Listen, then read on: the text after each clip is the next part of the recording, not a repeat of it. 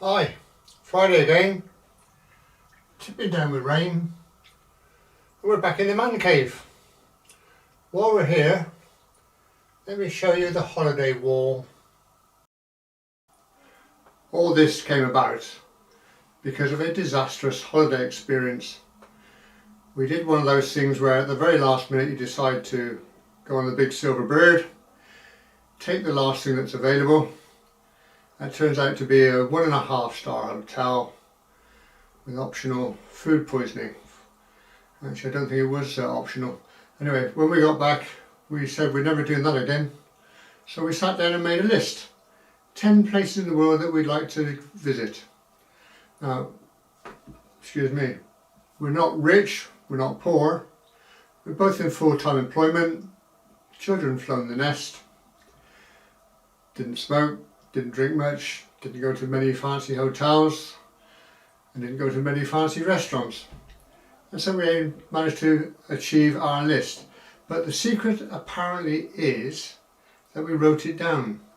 Now, if you have a bucket list, you must write it down, and you improve your chances of doing it by 46%. So if you get yourself a little piece of paper and a pen, and go and write them down now. You don't have to show anybody else, they don't have to mean anything to anybody else. Perhaps you want to learn to ride a bike, climb the nearest small peak. Doesn't matter. If you have a bucket list, it's your bucket list. So you write it down and you've just improved your chances by 46%. Absolutely brilliant, isn't it really? Apparently, these statistics you can see I've been researching, can't you? Apparently there's 76% of people on their deathbed, don't ask me how they find this out, regret things they haven't done, as opposed to a small percentage that regret things that they did do. So there you go.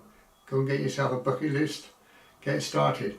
Now, having said you don't have to tell anybody else, why not share one with us? Just one. Go to the comments down below and give us one of your bucket list items. Level Crossing Tim will have something virtual, I almost guarantee it. Good old Tim. On last week's walk around Cannock Ponds, which was a little bit muddy underfoot here and there, we had, who was it? Gary Dwyer came in virtual Wellingtons apparently. Virtual, started off with virtual sandwiches, if you remember all those months ago, with Level Crossing Tim coming up with bringing his virtual sandwiches on our virtual walks. Well done to him. Last week's video on Cannock Ponds was visually alright. There were a few audio issues. I completed the film and was checking it through and decided that some of the piano pieces were a little bit too prominent. But before I managed to get them sorted out, I inadvertently deleted the file. So there you go. I hope that didn't spoil your enjoyment too much. Seemed quite a lot of people enjoyed it. Right, now next week we're back onto railways at long last. Back to our railways. And we're going to Cheltenham Racecourse Station. I've given it a sort of monochrome effect here and there and tried to show a few bits and pieces. If you are familiar with it, I've tried to show a few bits and pieces that maybe you hadn't spotted or hadn't seen from that sort of angle before. So hopefully you'll enjoy it as well. So we'll go off railwaying next Friday. Nice virtual walk around. Virtual. It gets worse, doesn't it? So we'll be there as per usual. Bring your virtual whatever you like and we'll see you there. Don't be late.